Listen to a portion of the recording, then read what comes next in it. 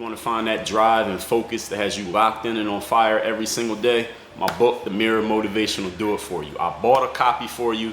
You take care of the shipping. The book is free. Click the link down there. I got you. DreAllDay.com. DreAllDay.com. My senior year of high school. This is the only year that I was on the basketball team. I tried out 3 years straight, didn't make it. Finally made it as a senior. We played our first game of the year. It was a road game. I forget who we was playing. And I'm from Philly. I think we was playing Bartram High School. But anyway, we got beat that game. We was losing by like 12, 15. There was like a minute left in the game, right?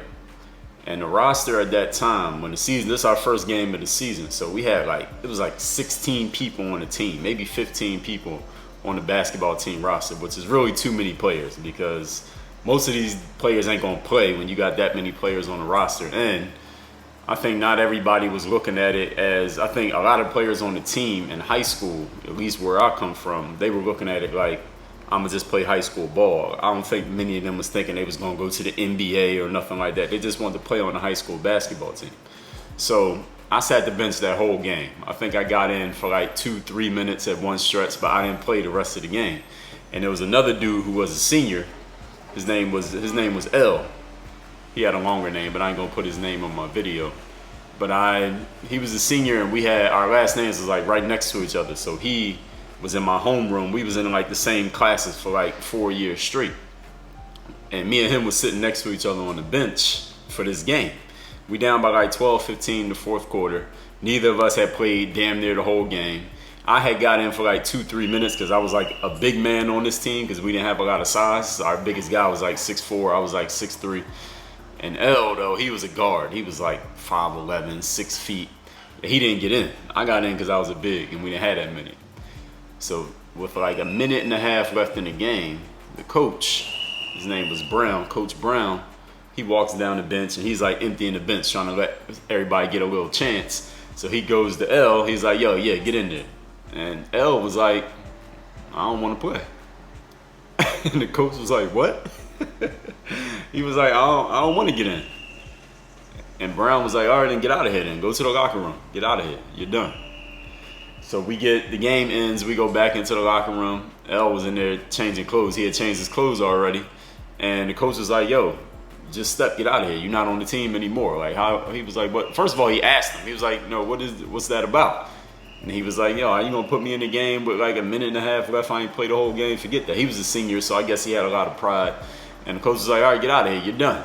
So that was it for L. That was his last day on the basketball team. He also didn't make the team until his senior year, just like me. It was 3 of us actually who were seniors who finally made the team that year. And I was the only one who lasted the whole season. I'll tell you about the other guy in a minute. L had just made the team for the first time. And he didn't even play. He didn't even get in that one game. He suited up for one game and quit because the coach put him in with 90 seconds left. The other dude, later on in the year, the coach, I think he realized he had too many people on the basketball team. So he cut 2 other guys during the season because I think he felt like it was just too many on the roster. So that other senior, he didn't stay on the team either, but I stayed on the team. Probably because I was a big man, quote unquote, and we needed size. So the next day in school, I see L because me and him was in the same homeroom. We sat next to each other in homeroom. So I asked him, I was like, yo, what was that about? Why would you quit the team in the last minute of the first game of the season, dude? He was like, cuz, man, the coach disrespected me. That was his exact phrase. He was like, he disrespected me. How you going? And I'm like, what you mean he disrespected you? And I'm like, he was like, cuz, he gonna put me in the game with a minute left and we losing already and I ain't played the whole game like I'm some bum ass player. Like, how you gonna disrespect me like that? And he was dead serious that the coach had disrespected him. And, you know, I didn't have the words to explain to him then what I would explain to him now. And I didn't have the status either. I didn't have the stature. I was a bum player sitting at the end of the bench just like him. So what could I have said to him? But what I would say to him now, if I knew then what I know now, or what I would say to you if you happen to be in that situation right now, because I've heard from a lot of players who are in a similar situation, sitting on the bench, they think they should be playing, but they're not, and they feel like they're not being respected, or they feel like they're being hated on, or they're being counted out, or whatever words you want to use to describe it, is this, like, yo, who are you? what have you accomplished? And this is something that I say to players. Sometimes people come to me on like IG or Snapchat and they send me a DM and they say something like, the coach is hating on me or my teammates are hating on me. What am I supposed to do in this situation? I'm like, yo, who are you? Like, you sitting at the end of the bench on a high school basketball team, what the fuck have you accomplished for anybody to be hating on you? You haven't accomplished anything. Like, understand what hating is, like jealousy, right? And when I was a teen, we used to call it being jealous. We started using haters start coming out like the late 90s and people start using that phrase. And now it's like a overused phrase. People still using it. I didn't know people even still use that phrase. Hating is jealousy, meaning you have achieved something or accomplished something to a certain level that other people who have not gotten to that level, they're looking up at you and they feel, for whatever reason, I don't know, self-conscious about you, negative towards you because your achievements represents their failures. Therefore, they have negative feelings towards you. That's what hating is. But if you haven't achieved anything, it's impossible for anybody to hate on you because you're not up here. You haven't accomplished anything. You're down here. So how can anybody hate on you when you in the basement? You can't go any lower than you already are. So how is anybody possibly hating on you? That's what I would have said to L back then. But that's what I say to people now. Like, they like, well, you know, a player came to me once and said, I tried out for the team and the coach cut me, but then he came to me and said, look, you could be a manager on the team this year and like get water and towels for the players during the games. And then next year you could be on the roster. And the player said, well, I feel like the coach is disrespecting me. I feel like I'm too good for that. You know, what would you do in this situation, Dre? And I'm like, yo, so you got two options. You can either be a manager on the team and get your foot in the door where you know you're going to be on the roster next year. You got a positive relationship with the coach. Or you could be one of the other 500 bum-ass players in your school who's not on the basketball team the coach don't care about. Which one would you do? I mean, that's what I come back to. I'm like, yo, are you trying to get your foot in the door or are you not? You think you're too good. And this is what happens with a lot of people these days and a lot of things.